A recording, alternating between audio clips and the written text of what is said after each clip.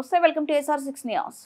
మహబూబాబాద్ జిల్లా తొర్రూరు మండలంలోని వెలికట్టే గ్రామంలోని రోడ్డుకు పక్కనున్న భారత్ పెట్రోల్ పంపులో కారులో మంటలు చెలరేగడంతో కారులో ఉన్నవారు వెంటనే కారు దిగి బయటికి రావడంతో ఎలాంటి ప్రాణ నష్టం జరగలేదు.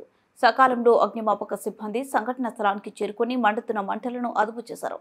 ఈ ఘటనకు సంబంధించిన పూర్తి వివరాలు తెలియాల్సి ఉంది.